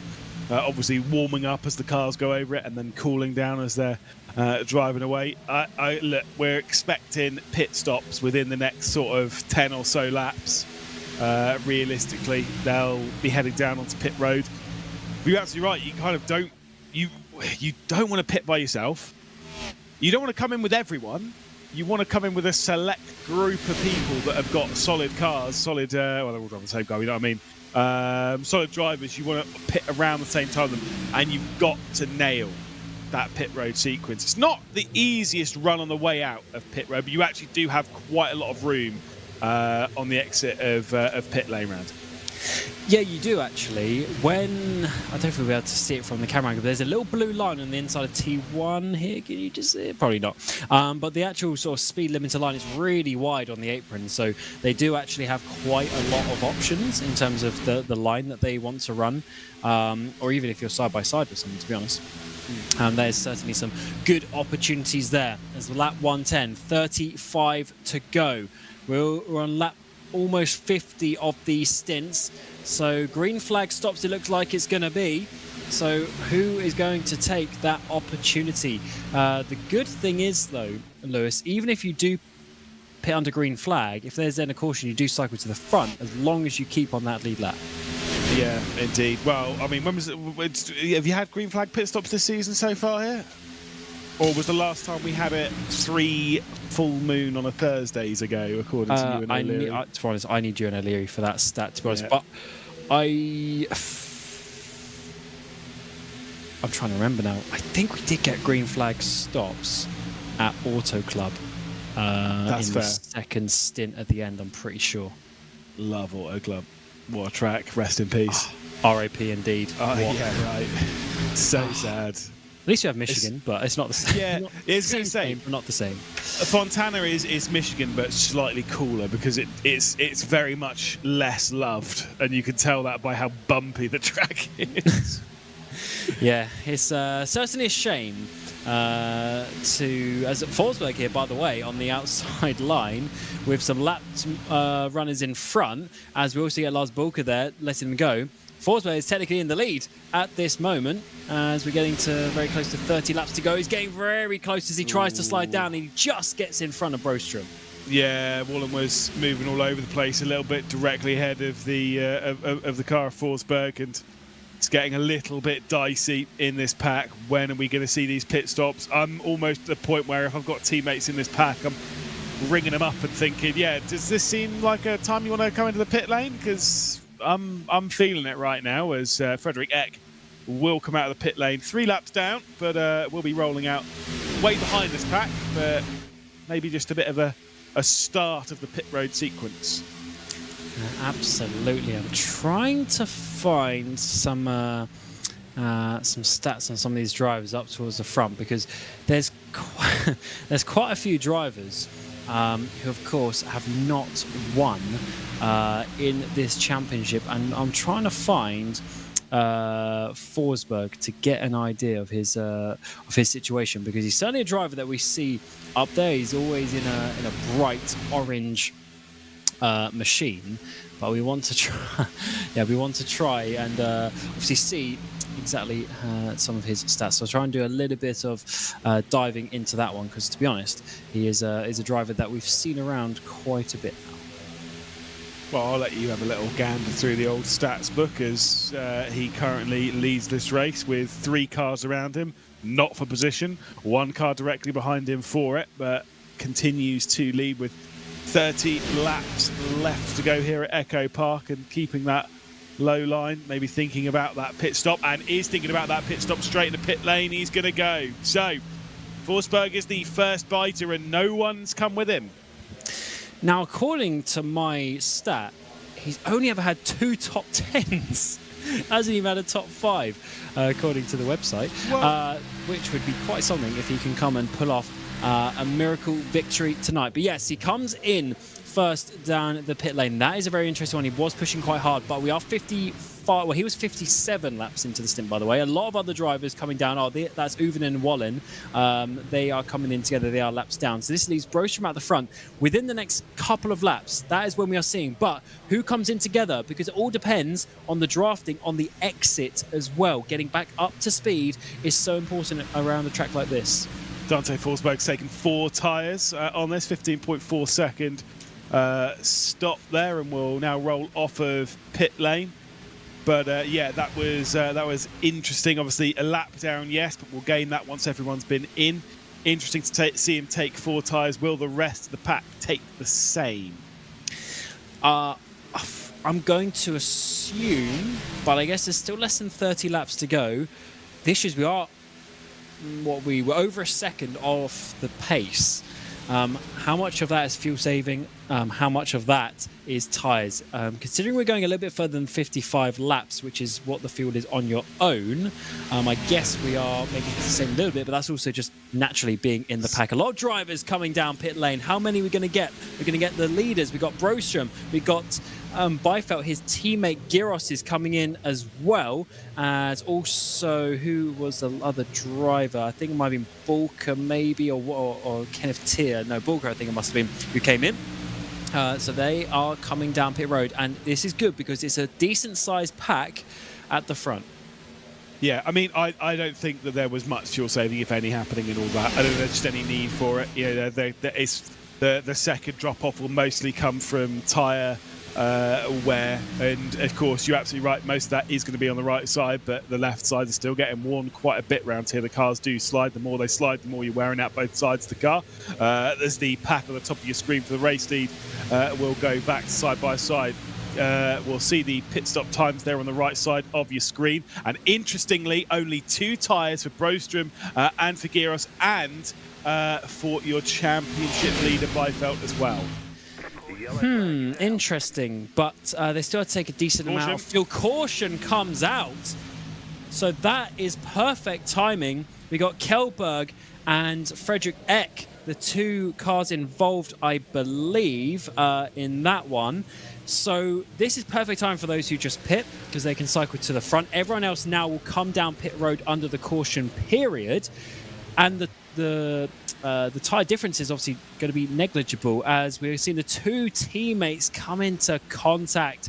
That is a horrible, horrible sight to see, just on your own. But therefore, having your teammates is not ideal as well. So we are going to be seeing the pace truck come through the field as the drivers slow down to let that happen. And this, Lewis, I think is going to work out well for those who just pit. They should gain the... Well, I mean, they are a lap down on this pack. Oh, they will. So they're actually going to end up being at the rear of this train. Oh, did they go lap down? Okay, fair enough. Yeah, they definitely went a lap down. You do lose a lap, but you're on pit road for 35 seconds around here, pretty much. And the problem with that is that obviously we just saw the gown being taken by Broström, by Byfeld, as well as Giros, where they only took 2 tyres. Now, all these effectively, especially those towards the rear end of the train, have a little bit more space to take 4 tyres, same as Dante Forsberg, who also took 4 tyres. Is that going to be a bit of an advantage in that pack to assist you moving through in the final 20 lap? Yeah, I revert what I said earlier then. I didn't realize about the lap down. So this is not a good thing for those who pit. And the worst part is, respectfully, for the 2 teammates, who crashed, they were way out of it. Oh, Holmer slightly missed his pit box there, so that's going to cost him a few seconds. But yeah, it's drivers who are laps down, meatballing themselves is not ideal. We were having such a good green flag run, but unfortunately, Yeah, that is not going to really help so much. We have a quick... Was that Holmer with a quick stop? Yeah. It was. Holmer had a quick stop. So despite missing his box, came out in the lead of this. So he's gotten 2 tyres to the end. He wants that track position. See that drone cam in pit lane there? Seeing everything unfold. Cam, that's how you do drone cam. Not like what you were doing at the weekend, whatever was happening there. I know you were saying it's automated, it's automatic in-game, whatever. I just clicked on drone cam. And it flew off the track. almost made me sick mid-broadcast. Not a vibe. But I said to Dane, I'm like, I have to do it once. I have to do it once just to see. His stipulation was that it didn't go into any trees, so that didn't happen. Yeah, did make me a little bit motion sick there. That's fine. Daniel Holmer though will be our race leader. I think if there's one thing that's almost a guarantee here, Cam, isn't it, that we're going to have, what, just over 20 laps to go when we go back racing. There's another caution out there, isn't there? I can feel it. Cautions, precautions. That is foul show. So looking at the situation, so those who pit a little bit earlier, Beifeld P11, Giros 12, Brosham 13th, Fagberg, Forsberg, Lundberg, all of those are behind. So as you're saying, they go to the back of the pack for those guys who stopped. All the lap cars are going through, so Holmer will get to the front. We're going to have Johannes Lepit. He's making some moves up there to the front. Motin, Araldson, they're back in. All those drivers, trying to see who took 4. So Motin, Holmer took 2 tyres. Motin, Holmer, Giros, Beifeld, Broström. Those are the drivers who took 2 tyres, as we have such a small pack here with a load of drivers unlapping themselves and bringing them back round to the pack. Yeah, I mean, look, this is the times where we're glad that, race control all is, in this sense, all automated, because it's a little bit mental for all that. But for those catching up, they've lost the lap. They've obviously going to gain it back now, but they're going to lose a whole lot of time. They're going to have to keep it pinned. Save for those that stopped before the caution, it's actually really not worked out well for them at all. It really has not. So we're going to get on to lap 125, 21 including the one we'll be on to go. The Area 81 Speedway race under the lights here at Echopark in Atlanta. And it's certainly going to be a whole load of fun going to the end. It's a sprint race, fresh tyres, a whole load of drivers going for it. We have a handful of drivers only on 2 tyres, including your pole driver of Dan Holmer as he gets us underway. Green flag racing in the sprint to the finish, or will there be another caution to put a twist in this tail? Holmer goes high to try and get in front of the 12, but then he comes back down as it's the 24 of Araldson. We haven't spoken about him all day, but he's got a podium opportunity here. Yeah, indeed. Hagman's obviously keeping up the high side with 24 just to give that slipstream, and they're going to sneak their way through first and second if they're able to clear it by the time they get down to 3 and 4, but they are not. So both will remain on the high side, and their Camaro's just drifting off the white line. There goes Daniel Holmer, winner of the stage earlier on. 20 laps left to go. We complete the first lap post-caution, and things are still dicey. They certainly are, and this is when everyone starts seeing the opportunities to the end. They start feeling the actual possibility they might get a good result today, but they have to keep going and try and push to the end. Beifeld in P11, Brosham P13, they haven't made so many moves just yet, and it's going to be tough out there with just the 2 tyres. We did see a decent drop-off, but so far, Holmer is holding on, and it's not like it's a track where you're absolutely going to melt if you're on the 2 tyres compared to 4, but there will definitely be a tiny bit of speed lost in that car. Yeah, I mean, definitely. That's just how it goes, though.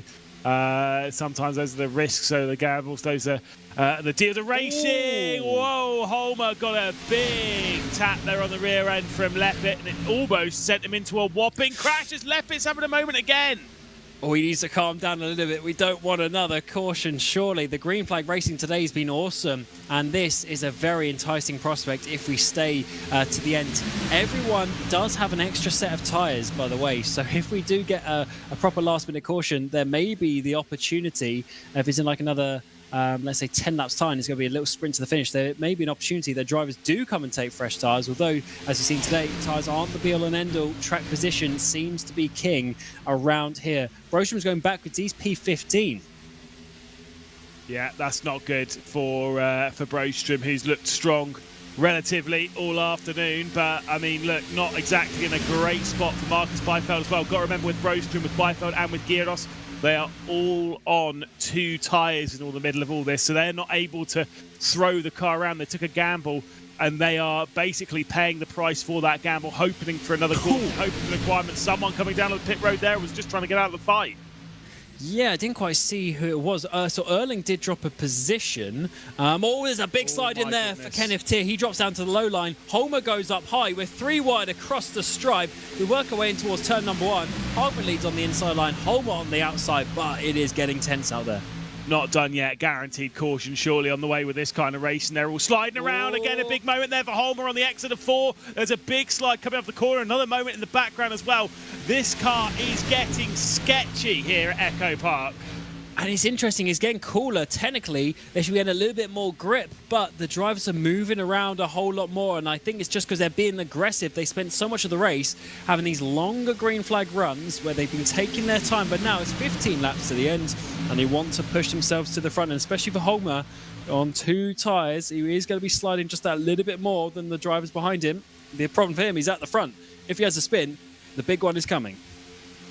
Yeah, and the big one I do feel is on its way, especially with some of these moments that we're seeing. There we go, left pit, middle of, literally on the entrance of turn 3. Now, this track does do that. It does slide that rear end around quite a lot, and this car is becoming difficult. The more you have those moments, the more you're asking a lot from the tyres, the more it's going to build and build and build, and the harder it is going to get. I do not envy these drivers right now trying to do this whilst resting it side by side.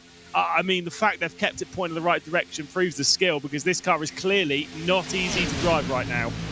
And this is big. If some, because to be honest, at the moment, the championship is going to be completely wide open, to be honest, in terms of some of the positions that people are going to be making today. Some of the big names a little bit further down than you would want. But if we get the big one, that's going to change everything as we're getting closer and closer to 10 laps remaining. We're having a lot of drivers making good positions in this race. Just inside the top 6, we've got Hagman and Holmer, they're up 9 places. Ayrton Leppert up 10. Skoglund is up 18 places there, and he's 4th back on the outside line. This is a day for moving forward in this race. I mean, yeah, it is. For some, it's a day for moving backwards, though. You've got to remember that. For someone to move forward, someone's got to drop the spot as well. There's been a little bit of that this afternoon. We've got 12 laps left to go in this race, though, and plenty more stories to write, plenty more positions to be gained and lost from a lot of these drivers. And I get the feeling that of this pack, there is going to be a few bits of disappointment. Whether there is a caution or not, someone's going to be dropping down the order. I can feel it. This is going to be very dicey, and we may end up having a finish that looks quite similar to the end of the 500 a week and a bit ago, where a car backwards across the line for 3rd. Yeah, no problem.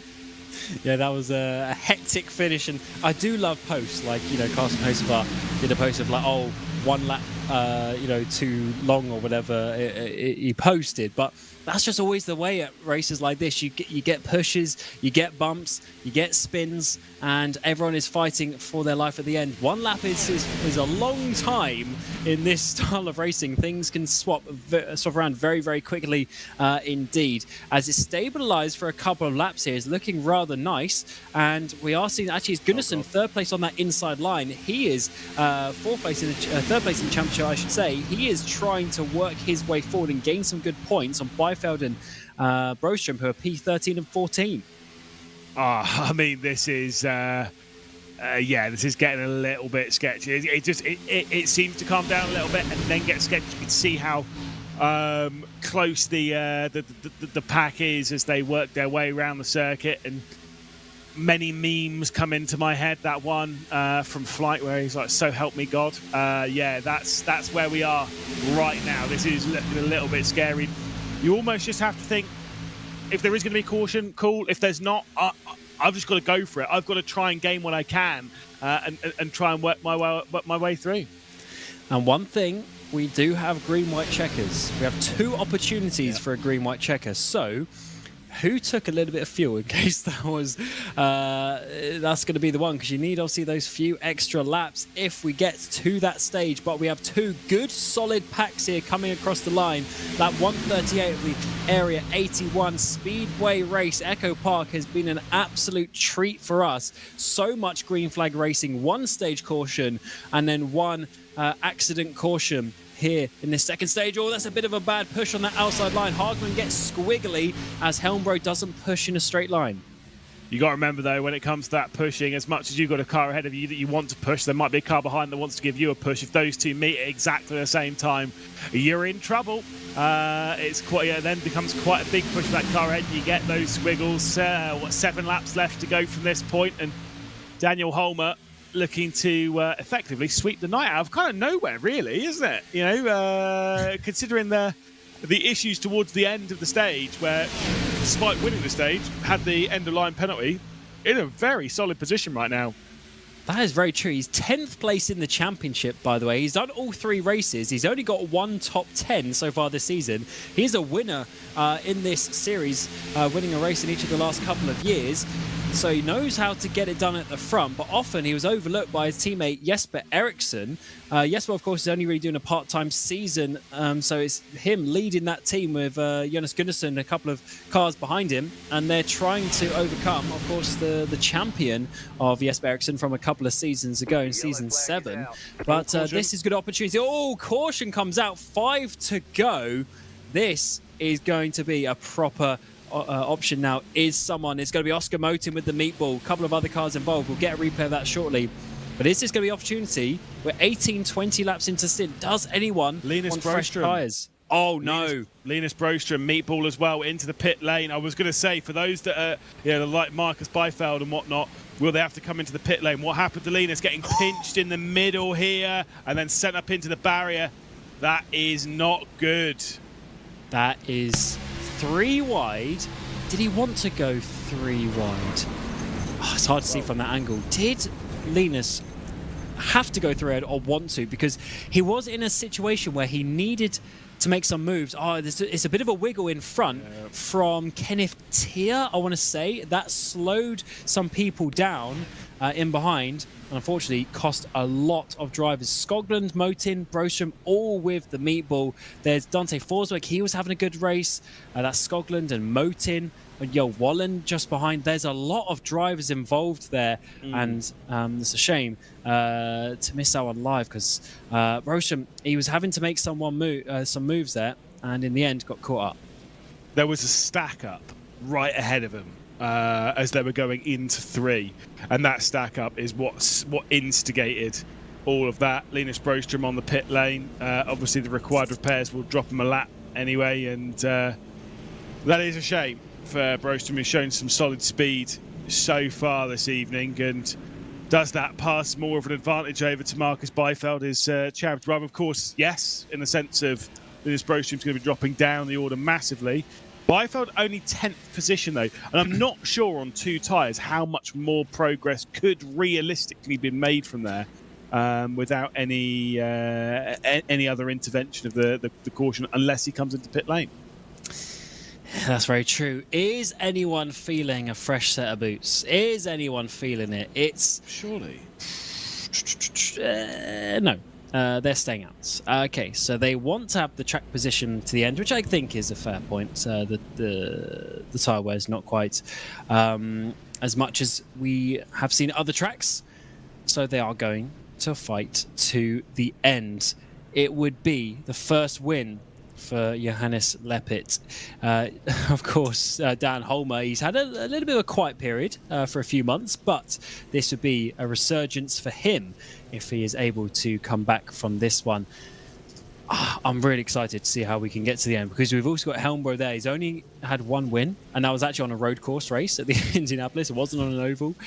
Marcus Hagman, he's been so strong over the last few seasons as well, getting himself into the playoffs when we had the slightly longer format as well. He's only got 1 win to his name. There's a lot of standout or non-standout drivers at the front. Let me tell you why I'm not fully sure about Marcus Byfeld through, or anyone towards the rear end of this leading train, why they didn't stop and take 4. I know that tyres aren't critical around here. They're not the de facto thing, but you're already at the back of this lead car train, because if you look from 12th on back, that's where the gap is, 12th and 13th. So for Marcus Byfeld, had he pitted from 10th position, he was only going to drop down 3 or 4 positions. Now, for me, in the pack like this, where you're in the middle of that, I actually think that trade is worth it. I would give up the 3 or 4 positions for 4 brand new tyres. I think that trade was better. No one took it though, so everyone's basically on the same thing. But do remember he only took 2 tyres, we believe, on the pit stop earlier on in the afternoon. So Linus Broström still on the meatball, still on pit road. We're not going to be seeing him again tonight. This is going to be his drop round for the season. But the thing for Marcus Byfeld being in 9th, it might be his as well, which means the gap is going to remain the same at the front. It's going to be a couple of laps dash to the end. It's literally going to be 2 laps to the finish. Are we going to get another green white checker, or are we going to go to the end? Dan Holmer is going to take us underway to try and get another victory to his name. What a run that is in towards turn number 1. Leppit sleeping on that outside line, and it looks pretty good in the background. He's getting Helmbro move around. He blocks off the 24, but look at Holmer get a bit of a run. They're going to catch up to him on the back straight though. Indeed, they drop back in on that low side. Let's see if they can get all the way round to the start finish without crashing. I mean, I'm not so sure about that, Cam. Oh my goodness. This is quite something. It's going to be a 1-lap dash at the end. The Area 81 Speedway race has been quite something here at Atlanta. Do we make it to the line? And remember, the apron is all man's game on the final lap time. So look for everyone dashing to the inside to try and make some moves. It's white flag time. Leppit on the outside, Holmer on the inside. Hogwood is going to have a push down the back straight away from the 33, the teammate of Dan Holmer as well. Dan Holmer's got 3 wins to his name in this championship. He's had a quiet time of it. He's won the stage, and he's got 2 more corners. Leppit's going to go up into the wall on the high line, but Hogwood's going to do nothing about it. The 79's got the speed. He's got the run to the line, and in Atlanta, it's going to be a double victory here for Dan Holmer, just about at the line, and Hogman will take the podium places along with Gunnarsson as there are wrecks in the background.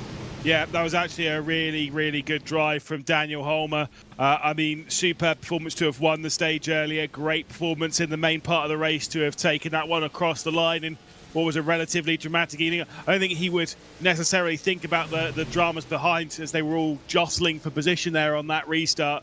Just did it. Didn't need a green-white checker. So just 2 cautions, 3 if you include the stage break across the day. Not bad. Yeah, that was quite something. Where did Byfeld? Byfeld was 13th in the end. He got swamped on that restart. What a race for the championship. We thought Byfeld was just going to run away with it, but perfectly timed was a crazy track like Echopark, and what entertainment that gave us. Holmer getting the stage win, then having the end of line penalty, coming back through on 2 tyres as well, making it work and getting the victory. That is a race to remember. And even the likes of Alex Arudson, starting from the pit lane, was able to get up. Let's see this from Marcus Byfeld. Actually, also Leppit, that was the car on the outside. Is this what scuppered Byfeld's attempts? Oh yes, it is. He's got Kenneth Tier. That's what caused a bit of a small wreck coming to the end. Oh my word, the 18 there of Lundberg slowing him down. And look at the amount of cars that get past him to the line. But what's the, and I'm not saying this from a race control perspective, what's the general driving rule when it comes to running up towards the checker flag? That throttle pedal is pinned. So fair play.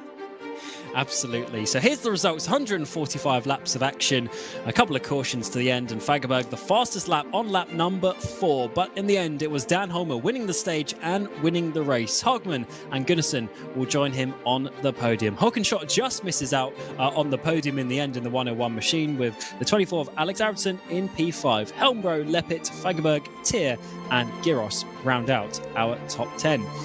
Forsberg, Erling, Byfeld and Lundberg will finish the final drivers on the lead lap, with the crash at the end there causing Byfeld and Lundberg just to drop outside the top 10. Bulka, Wallin, Uvenen, Broström, Motin and the other Broström, Bjorn Broström, round out the top 20. That's a big shame for Linus. They're missing out on some crucial points today. Skoglund, Kjellberg, Eck and and Ericsson round out the 24 drivers for today's Area 81 Speedway race.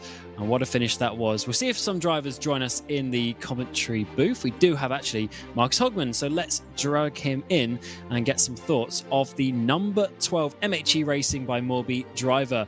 Marcus, what a race we've seen today. And in the end, he's come out with a second position. How are you feeling after that one? It feels kind of like a win. When the last yellow come out there, I was actually going to pit. So I was on my way into the pit, but I kind of changed my mind when the yellow came out. So I was kind of lucky there. Yeah, definitely a good choice to stay out. And coming into this race, you were fourth place in the standings.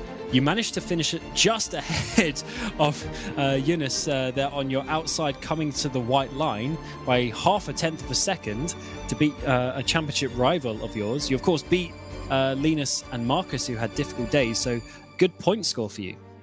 Yeah, really, really good. I was debating with myself at the last restart there if I should stay behind Daniel or if I should go out when the pit got a bad start. Since Gunnarsson was behind and he's a teammate of Daniel, I decided to stay behind Daniel. Otherwise, I would have been more or less toast. But yeah, it really worked out. The Marby Lagerkungen Chevy worked really great today. Yeah, certainly looking really good. And championship-wise, you're doing good as well. So congratulations, and we will speak to you next time. I really hope so. Thank you, guys. Cheers. And let's bring in the race winner himself, Dan Holmer of the 79 for Sim Race Sweden. I have to say, Dan, I wasn't expecting you to necessarily win the race today. You're 10th place in the standings coming into this. But oh my word, what a show you put on. Firstly, let's talk about that stage win at the beginning. I mean, you just positioned yourself perfectly to hold off Marcus at the end there. Yeah.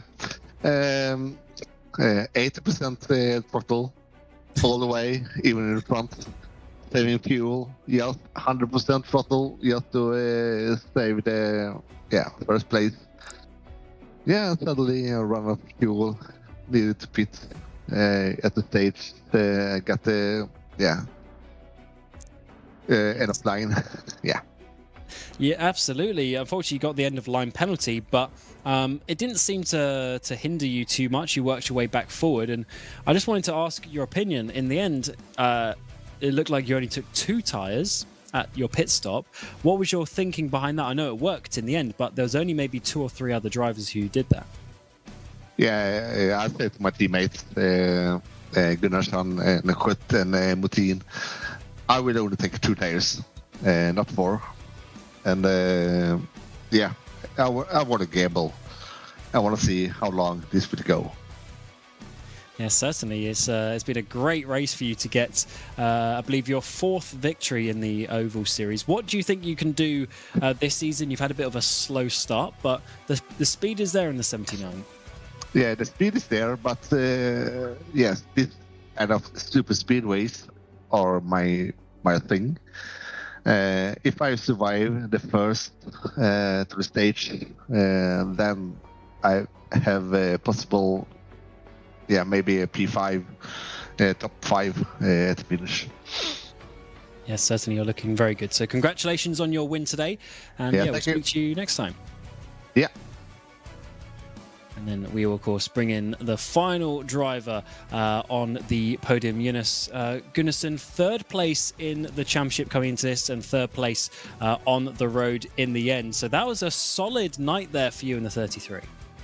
Yeah, I think some good stage points as well. The race went not as I expected. I expected a lot more yellow, so after the stage I took the back, how do you say it in English? The back lead. Sorry, I don't know what you mean. The back seat. Oh, the back seat. Yeah. On the back foot, I guess you'd say. Yeah. Just save the fuel and tires and try to make the stint long as possible. Yeah, absolutely. That's a good point. We weren't expecting such long green flag runs. How were you enjoying being in the pack for so long? It seemed so tense out there. Everyone was moving around a lot as well. And not where I was. We were single file, took the normal racing line and just chilling in the back. Yeah, I guess two different perspectives of the races certainly looked difficult out there. At the end, we had the basically a green-white checker. Do you think there's anything you could have done to get past Marcus there? Because he is your championship rival, after all. You're next to each other in the standings, P3 and P4. Do you think you could have done something to grab that position? Yeah, it was a checkup just after the green light, and I could moved up, but I was so focused on helping Holmer get his win. So I was expecting Hagman to go up at some point, but he was defending the second place. So, yeah, in his interview, he said that he was just staying behind Holmer because he knew that you were going to push them both. Yeah. So he made the right choice. But anyway, it's all fun and games out there. And another podium for you. So congratulations. Well done. Yeah, thank you very much. Yeah, no worries. We'll speak to you next time. And that concludes the podium interviews for today's race. So what a race that was here, the Area 81 Speedway race at Echopark in Atlanta. That was a whole load of fun for round 4 of the Bohlin Svenska Eracingligan. But that is not all, because, of course, we go racing next time. New Hampshire in a couple of weeks is going to be a bit of flat track racing around there. But, of course, we have the road course series next week as well. We're going to go to Monza in the GT3, so join us then, same time, same place, 8 p.m. CET here on RaceSpotTV, and what a whole load of fun that is going to be. But from here tonight at Atlanta, it's been myself, Cam Roger, Lewis McGlade alongside me, and Hugo Louise on the production of this RaceSpotTV broadcast as we witness the 79 doing the double stage and race win for Dan Holmer. Is this a resurgence for him in this championship? We'll find out next time. We wish you a very warm goodbye.